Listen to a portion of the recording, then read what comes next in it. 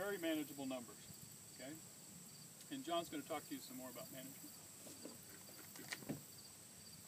When we talk about management, we're going to talk about each one of these in a little bit more depth, but we want to break it down into kind of 4 steps: identification, sanitation, rotation, and the use of resistant varieties.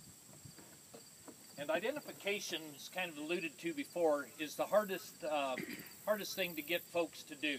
That we can have a perfectly healthy looking field, and our data will show an average of 5 bushel loss, between 5 and 6, but we've had 10, 15 bushel loss on a field that, if you looked at it, looked nice and dark green, you'd never guess that anything was out there.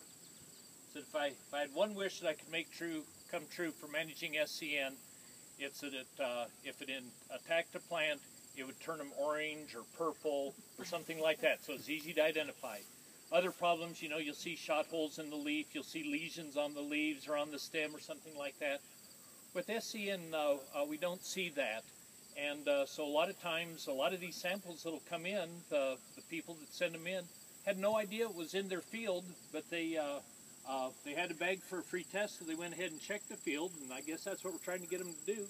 And sometimes we've had some pretty high counts like that, not a clue that it was in the field. Now there's 2 ways we can identify it.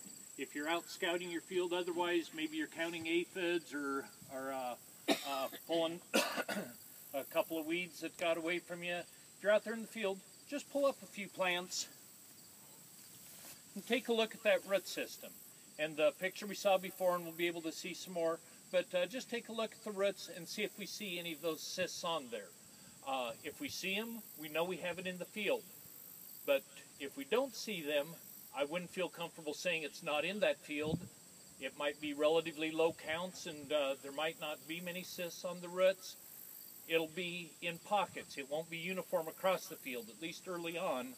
And so we might not be in the right spot in the field. So we can do the visual observation, but really the more definitive way is with a soil test. And if you're going to do much sampling, best investment you can make is one of these hinged probes. Now that was pretty wet. It sucked out when I was pulling it out, but still the cores just fall out of it. Now if any of you use the old tube type probes and you sit there and you try and poke it out and you skin up your finger, or you get out the screwdriver and try and get the probes out, a lot of difference there. So one of those probes is really good to use. We can sample any time of the year, 12 months a year. It's not like corn nematodes that there are certain times that we do or don't want to sample. But I've taken samples in frozen ground. I've taken it middle of the summer. Probably after harvest is a good time. Seems like things slow down a little bit then. We haven't done any fall tillage. If you've got your old row of stubble there, just go alongside, kind of angle your probe down at an angle, and so you're going through the root system. You're more likely to pick it up that way. And but do it from random spots in the field, or if you have a problem spot, you're looking at your yield maps, and boy, the east end of that field didn't yield as good as the rest of the field, and it's not because of a difference in soil type or weed pressure or something like that. That'd be a good place to make sure that we pull some samples. In fact, we might want to sample that poor yielding area and then take another sample from where we had better yields, just to get a comparison.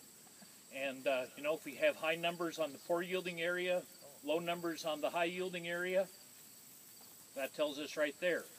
You know, if both of them come back high, there's something else going on there. If both of them come back negative, there's something else going on. But yields are one of the real indicators that give us an idea that we have an infestation and where we might want to sample. Now when we're looking at them, doing the visual observation, this is the rhizobia nodule, the nitrogen nodule that we're used to seeing. What we're looking for are these small white or cream-colored structures. If you look at them under a magnifying glass, they'll be kind of lemon-shaped. They'll be just a little bit pointed on either end, but they'll be lighter in color during the growing season. Later in the fall, if we dug up some plants after harvest, they would be a darker brown, more similar to the roots. That it'd be harder to pick them out then, but you can still see them. That's the only stage in the life cycle where you can pick it out and see it without a microscope or some kind of magnification.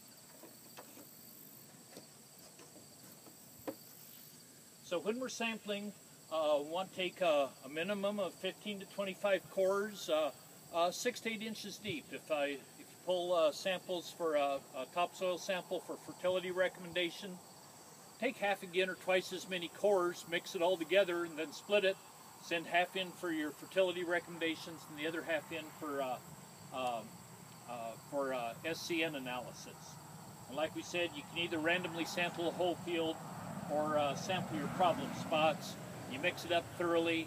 I always said the best part about sampling for SCN is you need to eat a gallon of ice cream, so you got a gallon bucket to put the cores in. That's the best part of it.